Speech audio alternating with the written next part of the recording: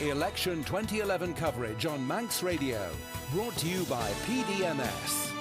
Well, today, one of the two constituencies where we are certain of change, Castletown, where Tony Brown retires to be replaced by, well, we'll find out on September the 29th. That's the election date. And one of those lining up for the electors in a political beauty contest is Richard-Ronan, former commissioner, 48, married with 3 children, runs a building business. Good morning. Thanks for joining us. Good morning, John. Resigned from the commissioners in February, quoting the erosion in local authority powers as a reason. He went further to describe the role of local authorities as largely futile. Strong criticism. Is that how you see it? Criticism of the system, not criticism of the commissioners. The commissioners, as I said recently, I believe they're the unsung heroes of the Isle of Man. They put in an awful lot of time. Putting aside being attacked when you go back to Castletown by the commissioners, no, the role of it, the powers they have, you say, makes them largely futile. Yes, I do believe that, and that's at the end of the day. I served 7 years. I was elected in 2004. When I came into this, it was to make a difference to Castletown and its people. After a short while, you soon realise that's not going to be the case. So what did you achieve in those 7 years? Very little.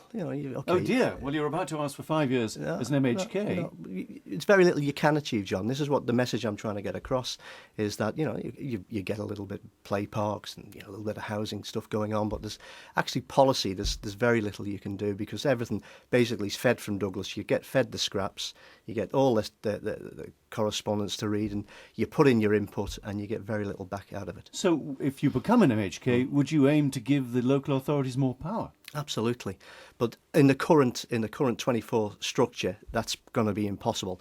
We have to look at the picture moving forward, the Isle of Man moving forward, and I think if we're going to be big players internationally, we have to get it right from the bottom up, and it's not. So, how many local authorities should we have? I think John Rimington had it close about 5-6 years ago. Even at that time, I was against that at the time because I'd only just become a commissioner. But on hindsight, looking at it, it was a pretty good system, the 4+1. But I didn't think that system had enough soul, if you like. I think it needs to be revisited, and that's the sort of system we should. So he proposed north, south, east, west, and a big in the middle. Yeah, Douglas, wasn't it? Really? Yeah. As far as Castletown as a community is concerned, what problems beset Castletown? Castletown's a beautiful place. You agree with that, but it's a very small place. The problems we've had, obviously, Castletown's had a bit of a seismic shift in the centre of the town, obviously with the Callows Yard development. That's open to debate. What effect has that had on the community? Largely negative, I think. Don't get me wrong. We're pleased something was done there, but it did tear the heart out of Castletown for a little bit, that's for sure. But it put the heart back in it, hopefully. I mean, has it actually achieved anything? You do have a shopping development in the middle of Castletown, which was we have buildings in the centre of Castletown, and there's a few shops that get moved about a little bit. They don't seem to be successful. There's a fusion bar in the first floor, which has been quite a success, like a sports bar. Would you like to see more down there? Of course I would, yes. As far as Castletown is concerned, it needs room for expansion, obviously. As you say, it's a small area. The obvious place would seem to be Scarlet. No, I totally disagree. You say it needs room for expansion. Castletown in land size is 0.9 of a square mile. There's very few places we can go.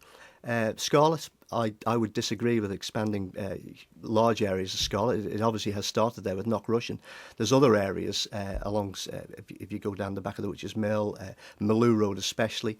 There was a development proposed by Simon Crew called Meadowgate, which is a formation of a new town, if you like. And so there is room there? In Castletown and its surrounding areas, for sure, yeah. You use this phrase, it's time for Islands politicians to reprioritise the needs of their communities and the range of changing issues that people need them to address. What do you mean by that exactly, as quickly as possible? Change their priorities. Obviously, going outwards, going international. We need to... The Isle of Man, as I said recently, they seem to hide behind a bush and, they're frightened to go out into the big world. Well, let's face it, this world has changed now. You've got social media, you've got internet, you've got everything. The Isle of Man has to play a role in the world stage, and that's what I mean by that, John. And who would you like to lead us there? Who would you like to see as Chief Minister? Well, there's a few candidates being bandied about. I think there's a few strong candidates. Can I draw a name out of you? Probably not at the moment, but there's a few I would like to talk to if I got in. But I think I'm sure there's strong enough candidates there to lead us forward. Well, Mr. Ronan, thank you very much for joining us this morning. Richard-Ronan, who's a candidate in the election, it'll be on September the 29th, and he's standing in the constituency of Castletown. It's 8 o'clock.